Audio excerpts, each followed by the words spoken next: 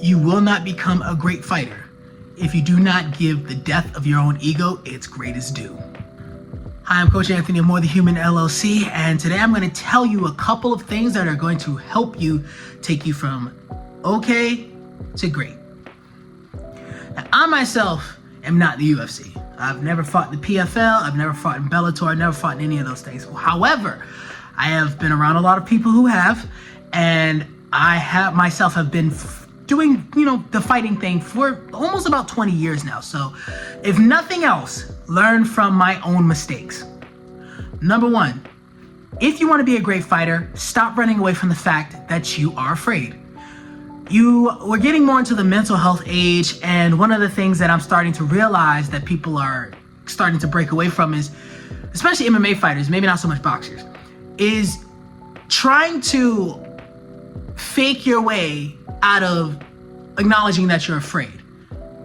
Being in a fight is a terrifying thing. It's even more terrifying when you are across the cage or the ring or the mat or whatever from someone else who has been preparing, if not just as much, more than you have, to take your life. Because ultimately that's what that can happen in a fight.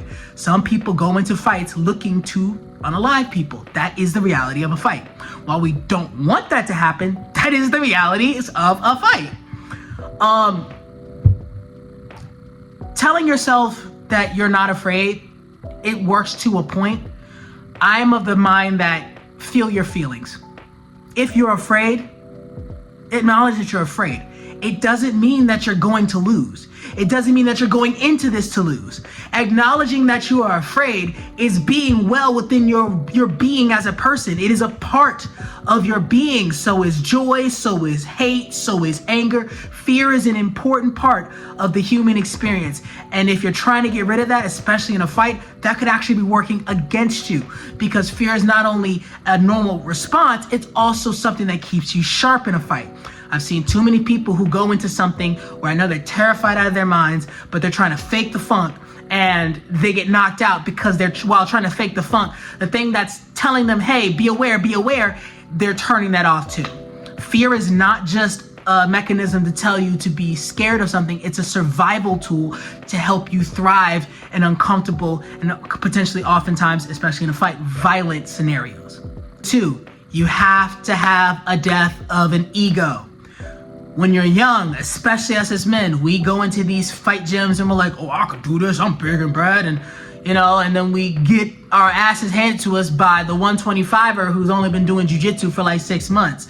But because they've been doing jiu-jitsu for 6 months and we come fresh off of thinking because we played football or something, that means we can fight and we can handle ourselves, our ego takes a huge hit. Some of us learn from it and keep coming so that we can get better.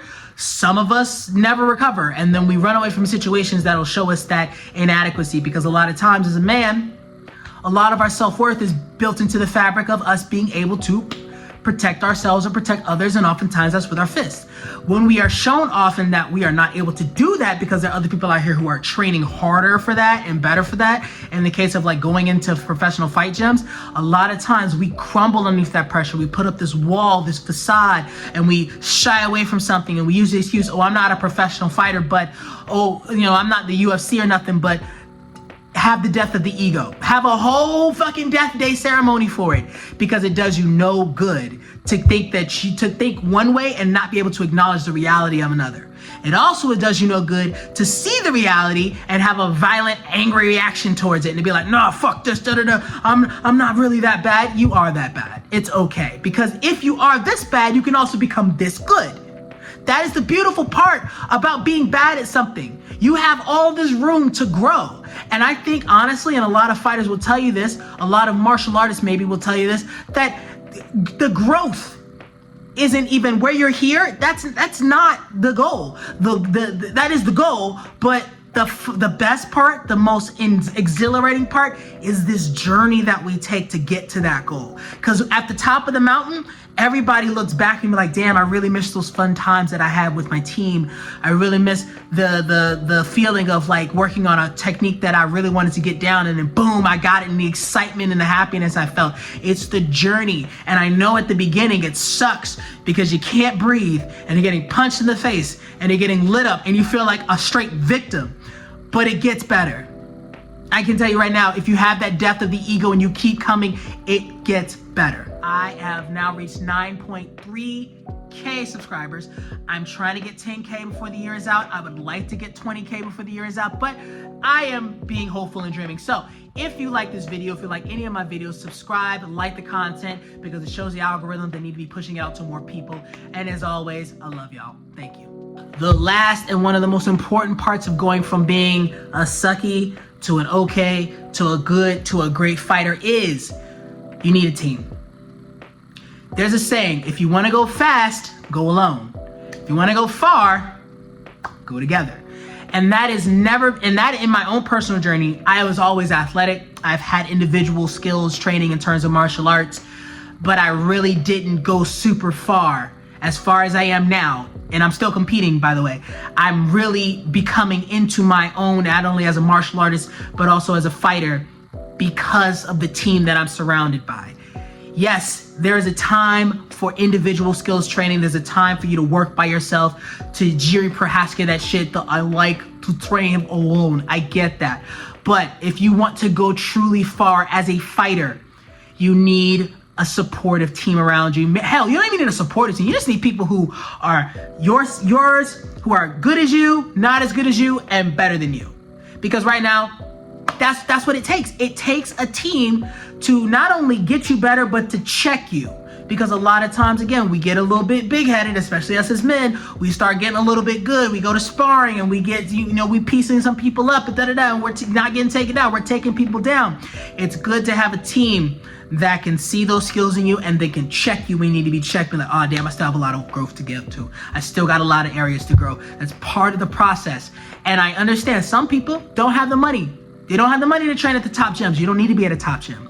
What did somebody say? They said, you don't need a huge team. You just need one coach that is really, really dedicated to your growth. And that's super important. I keep telling people this. You don't need to be around. Demetrius Johnson's a perfect example. His entire career, he never had top tier people to train with. He became the champion that he was in all the organizations that he was, not training with ultra great people, but having a supportive team around him that kept pushing him to greatness. I think he was saying, he was training with, that meme, those 40-year-old guys who drop the kids off and come to sparring on weekends. He was training with that crowd.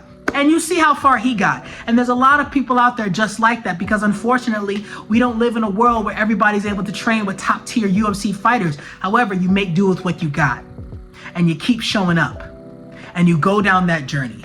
That is the most important part. You need a team around you. Again, I'm Coach Anthony, More Than Human LLC. I'm going to be bringing you tips, tricks, more vlogs like this. I'm getting some AI glasses soon, so y'all be seeing some day in the life and POV shit. Stay tuned. If you have any questions, comments, concerns, drop them in the comments below. As always, be mindful, be kind, and as always, be great. I'll see you next time.